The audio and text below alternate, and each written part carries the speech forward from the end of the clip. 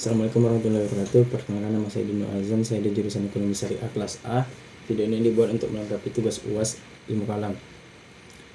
Yang akan dijelaskan adalah pemikiran kalam Ismail Al-Faruqi. Ismail Al-Faruqi adalah seorang intelektual muslim yang berasal dari Palestina. Ia dilahirkan pada tanggal 1 Januari 1921 di Jaffa, Palestina.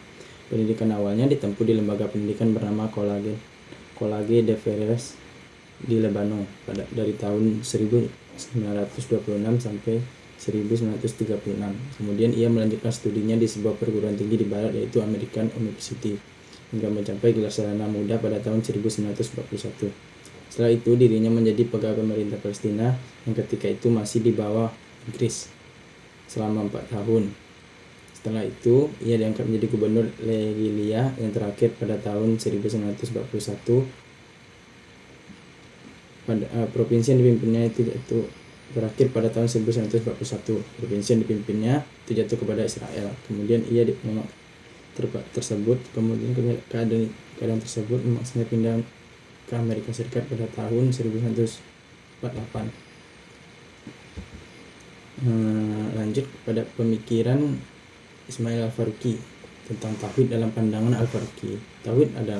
Tauhid atau prinsip keesaan Tuhan yang di dalam Islam merupakan fondasi pokok untuk menegakkan tiang agama Islam dalam mewarnai bangunan spiritual atau kedasaran beragama Islam. Seorang Muslim menurut Al-Faruqi berarti menganggap Tuhan semata sang pencipta normatif yang hendaknya semata-mata sebagai perintah yang harus diikuti dan pola-polanya semata-mata sebagai kebutuhan etis penciptaan.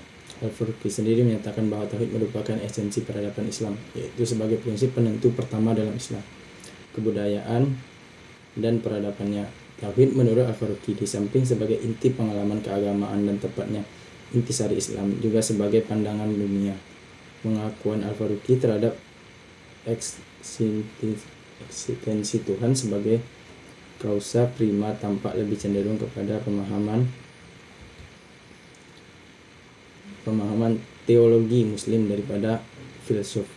Menurutnya Tuhan adalah zat memerintahkan. Gerakan-gerakannya, pemikiran-pemikirannya, dan perbuatan-perbuatannya adalah realitas-realitas yang tak dapat diragukan kebenarannya. Kedua, pemikiran Ismail Al-Faruqi tentang Islamisasi ilmu pengetahuan.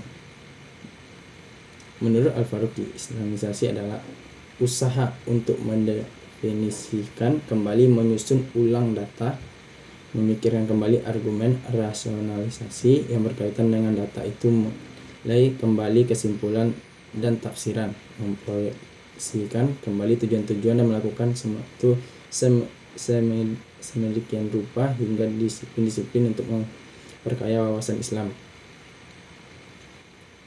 dan untuk menuangkan kembali keseluruhan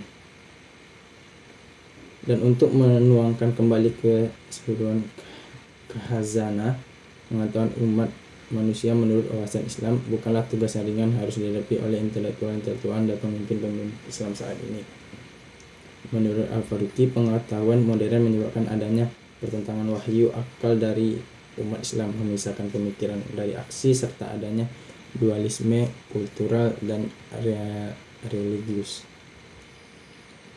Pemikiran tentang perbandingan agama. Dalam perbandingan agama, kontribusi Al-Faruqi tak kecil. Karyanya A Historical Atlas of Religion of the World banyak kalangan yang dipandang sebagai buku standar dalam bidang tersebut.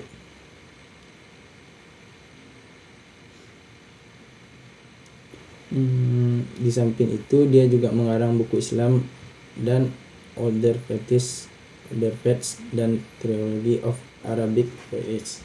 Dalam karya-karyanya itulah ia selalu memaparkan pemikiran ilmiahnya mencapai saling pengertian antar umat beragama dan pemahaman intelektual terhadap agama-agama lain.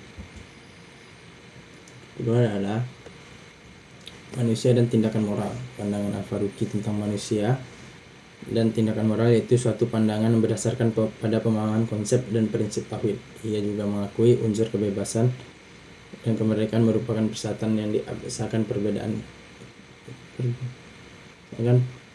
Berdasarkan perbedaan kewajiban taklif dan tanggung jawab moral.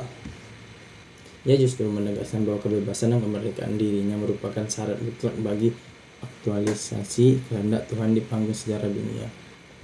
Problem, ukuran moral, dan hakikat niat baik buruk. Al-Faruqi telah memberikan makna hakikat niat baik buruk dengan bentuk penuhan terhadap kehendak ilahi. Tidak melaksanakan kehendak ilahi itu berarti tidak baik atau buruk. Pemahaman seperti ini mungkin akan sebagai bentuk gagasan berpusat pada tahap segala sesuatu dikategorikan baik bila menjadi kesamaan dengan Tuhan.